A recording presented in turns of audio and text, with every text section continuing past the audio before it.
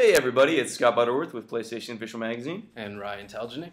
And we're here today to talk to you a little bit about the new multiplayer modes in Assassin's Creed Revelations. I actually don't know anything about this stuff, but Ryan just got back from seeing it, so I'm going to sit here and ask him a few questions about it. So what we're looking at right here, I guess, is what, the new kind of capture the flag mode? What can you tell us about this and how it's different from what we played in Brotherhood? Yeah, so this is Artifact Assault, and it is the capture the flag variation. The maps are kind of divided into two halves. Your defensive side, where you can kind of hang back and guard your flag, or there's the assault side, where you sneak into enemy territory and try and steal their flag and get back to your base undetected. While you're assaulting the enemy flag, you can't outright kill any of the people that are guarding it, so you kind of have to be a little bit more stealthy when you approach it.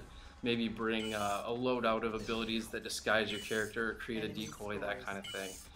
Because while you're on their side, you can only stun them defensively. Still, this looks like this might be a little more action-based than some of the modes in Brotherhood. There's a lot of like running and stabbing happening in front of us here. Yeah, while you're running away with their flag in your possession, it kind of puts an icon over your head that lets them know exactly where you're at. So you know you can try and steal the flag and get out of there as quick as you can, or you can be a little bit more careful and just play defensively. Exactly. And right now she just threw down a tripwire bomb, which is kind of a proximity mine that stuns your target. It's great for defending the flag. Yeah, a lot of proximity mines in the 1500s. Oh yeah, all over the place. Wait, so does everyone have proximity mines? You kind of get to pick what weapons that you have. Nope, actually, the nice thing about Revelations is it's got a lot more customization options this time around. Aside from choosing, even new abilities like the tripwire bomb, you can also straight up just customize your character's appearance. Doesn't that kind of defeat the whole premise, though? Because, I mean, you're supposed to blend in and look like everybody else.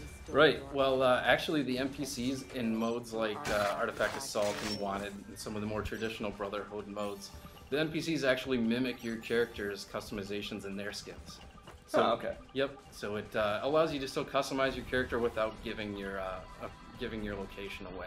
Can you tell us any more about like what the options are and like what weapons we're going to see? Yeah. So you can choose a variety of taunts, which can score you extra points after you kill an opponent, and wave your fist in the air or whatever taunt you choose. You can also select your primary and secondary weapons, which obviously show up on your character skin, like the spear on this character, but also they're nice because depending on which weapon you choose, it also changes your attack animation, which is pretty awesome. Oh, right on. Yep. And then we've also got a whole different mode called Deathmatch, which is kind of a variation of Brotherhood's Wanted, and we'll see that pop up in a second. But the nice thing about Deathmatch is it's a much more frantic mode than what we've seen in the past. The maps are much smaller. The guiding compass that kind of leads you toward your target is gone, and here's Deathmatch now. And you can see in the upper right hand corner there's a portrait of your target. When that lights up light blue, that means your target is within your line of sight. You don't have the compass, so you have to rely completely on spotting your opponent. And what was the little meter underneath it there?